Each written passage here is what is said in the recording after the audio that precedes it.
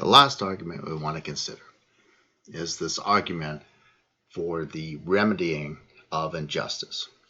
This is the last argument Russell looks at, and he considers it to be the weakest argument. So how does this argument go? Well, it starts off again with an observation about the world, an empirical or a posteriori premise. And this premise says, look, there's manifest injustice in the world. So the idea here is when you look out at the world, you see deserving people who get the shaft. You see good people who suffer in life. You see people of less character, less substance, having wonderful lives. You see people dying pointlessly or suffering needlessly. These are the sorts of things that premise one is pointing to. It's saying, look, the world is an imperfect place. It doesn't seem to be perfectly just. The second premise then says, well, that can't be the way the universe really is. In order for the universe to be just, then, all these things that you see that seem wrong, that seem like injustices inflicted upon individuals, there has to be some mechanism that balances those books, that remedies that injustice. And from these two premises, then it concludes, well, there must be a God. There must be a heaven and a hell in order that in the long run there may be justice. So the idea here is when you look at the world doesn't look to be the way it should be. It doesn't look to be just. But surely the world is a just and good place. So the particular religious doctrine that you're looking at will oftentimes say, yes, and there's a mechanism for remedying that, usually in terms of what happens after the current existence, in an afterlife. You see it in Judaism, you see it in Christianity, you see it in Mormonism, you see it in Buddhism. This idea that there is another existence, another time, where things that don't seem right, unfair, unequal, those things get worked out. Good people get the rewards.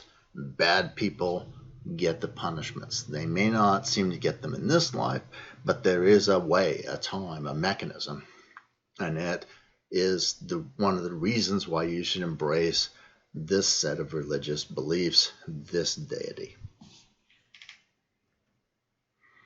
Now, Russell doesn't spend a lot of time criticizing this argument because he thinks that it doesn't really offer up any real reasons.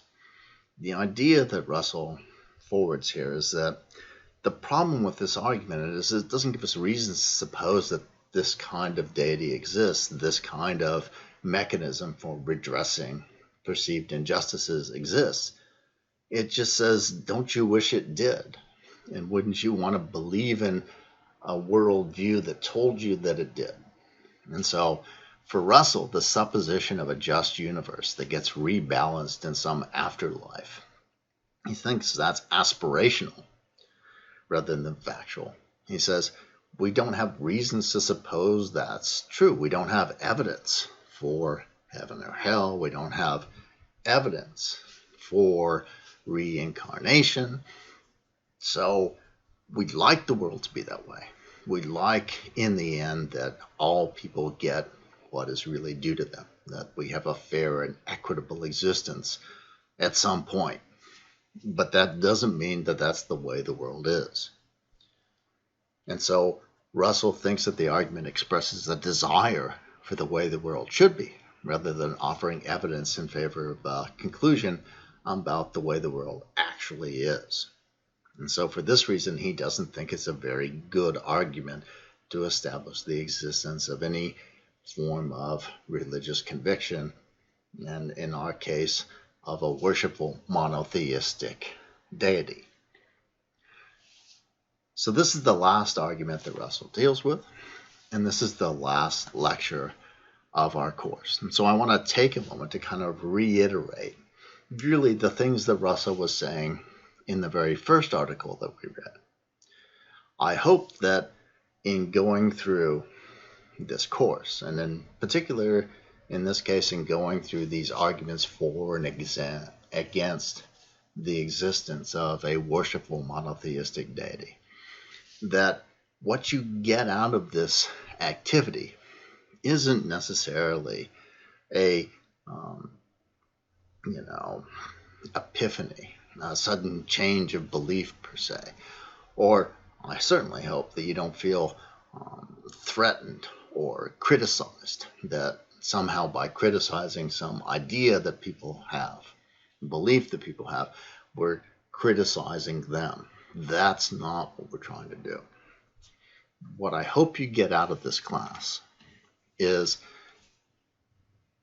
a deeper understanding of what you believe and why you believe it, and how to go about examining those beliefs and deciding for yourself whether or not you think you have good reasons for them, and whether or not you think you don't, whether you should maybe change your beliefs or consider alternatives. I hope that you feel like you get from this class skills that help you to constructively engage with other people, to help you understand why intelligent, thoughtful people would have completely different views about the nature of the world than you might have.